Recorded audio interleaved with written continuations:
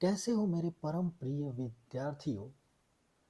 आज हम लोग कहानी के माध्यम से समझेंगे कि what is light and what is the nature of light.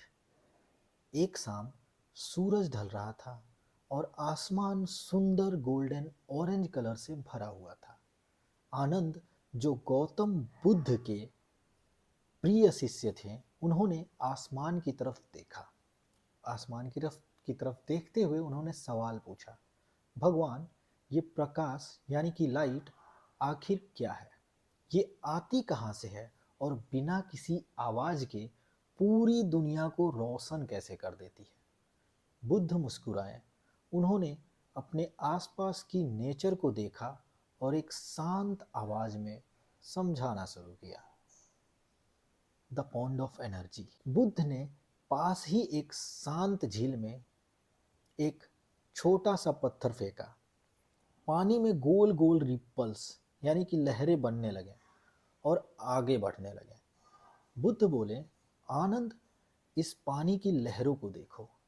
जैसे ये रिपल्स पानी में आगे बढ़ते हैं, बिल्कुल वैसे ही लाइट भी एक एनर्जी है जो वेव्स के फॉर्म में ट्रेवल करती है। साइंस की भाषा में इसे इलेक्ट्रोमैग्नेटिक वेव्स कहते हैं। आनंद ने पूछा, पर भगवान, पानी की लहरों को तो पानी चाहिए आगे बढ़ने के लिए। लाइट को आसमान से यहाँ तक आने के लिए क्या चाहिए? बुद्ध ने समझाया, यही तो लाइट का जादू है। इसे किसी सहारे यानी किसी मीडियम की ज़रूरत नहीं है। ये वैक्यूम यानी कि एम्प्टी स्पेस में भी ट्रेवल कर सकती है। ये मैग्नेटिक और इलेक्ट्रिक फील्ड का एक कॉन्टिन्यूअस डांस है। The handful of sand, the photon.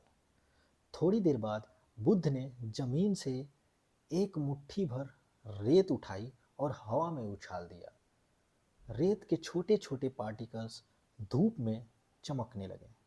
Buddha बोले, पर आनंद, नेचर हमेशा उतनी सीधी नहीं होती जितनी दिखती है। कभी कभी ये लाइट लहरों की तरह नहीं, बल्कि इन रेत के पार्टिकल्स की तरह बिहेव करती है। लाइट का हर एक पार्टिकल्स एनर्जी का एक छोटा सा पैकेट होता है। इसे हम फोटोन कहते हैं। आनंद थोड़े कंफ्यूज्ड हो गए। उन्होंने बोला, तो भगवान, सच क्या है? लाइट एक वेव है या एक पार्टिकल?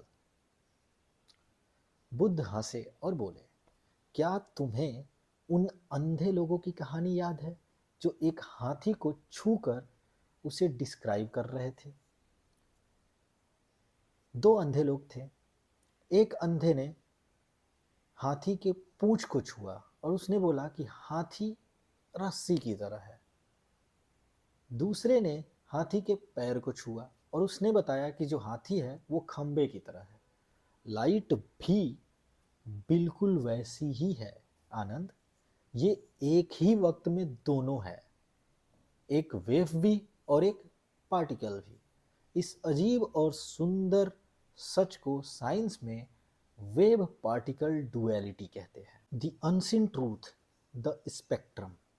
तभी बारिश की कुछ बूंदें गिरी और धूप के मिलने से आसमान में एक सतरंगी इंद्रधनुष यानी कि रेनबो बन गया। बुद्ध ने उसकी तरफ इशारा करते हुए कहा, देखो आनंद, जो धूप तुम्हें सफ़ेद लग रही थी, उसके अंदर ये सारे रंग यानी कि violet, indigo, blue, green, yellow और ऑरेंज छुपे हुए थे। पर सच्चाई इससे भी गहरी है।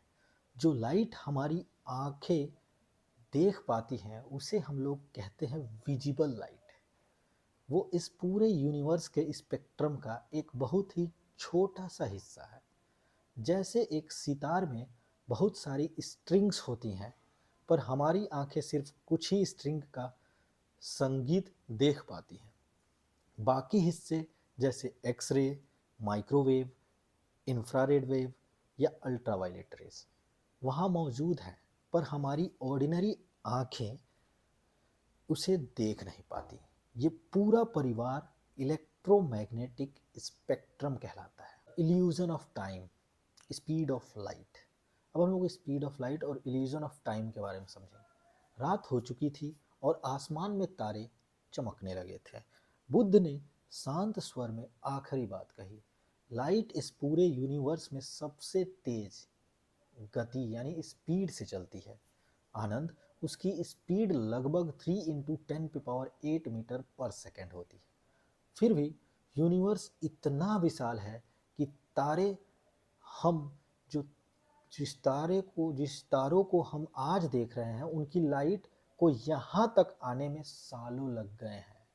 यानी हम जिस स्टार्स को अभी देख रहे हैं वो स्टार्स, पहले के स्टार्स को हम लोग अभी देख रहे हैं। हो सकता है वो स्टार्स अब उस स्टार्स का अस्तित्व ना हो, लेकिन हम लोग की इमेज अब जाके बन रही है हमारी आंखों में, वो रोशनी अब जाके आई है, तो हम लोग उसे आज देख रहे हैं। लेकिन करेंट प्रेजेंट में हो सकता है वो स्टार हो ही ना, हो सकता है वो स्टार खत्म हो चुका हो, क्योंकि सालों पहले वहां से वो लाइट चली है और अब जाके तुम्हारी आंखों तक पहुंची है। यानी तुम पास्ट को देख रहे हो। इसलिए बुद्ध ने आंखें बंद करते हुए कहा, जब तुम लाइट को देखते हो तुम सिर्फ रोशनी नहीं देख रहे, तुम बीता हुआ कल यानी पास्ट देख रहे हो। लाइट हमें बताती है कि यूनिवर्स में सब कुछ एक दूसरे से जुड़ा हुआ है और एनर्जी कभी खत्म नहीं होती, सिर्फ रूप बदलती है। आनंद ने शांति से सिर हिलाया। उन्हें समझ आ गया था कि लाइट सिर्फ एक साइंटिफिक फिनोमिना नहीं है, बल्कि नेचर का एक परफेक्ट बैलेंस है। कभी वेव है तो कभी पार्टिकल है, और हमेशा यूनिवर्स को रोशन करने वाली एक इंटरनल इटर्नल एनर्जी है।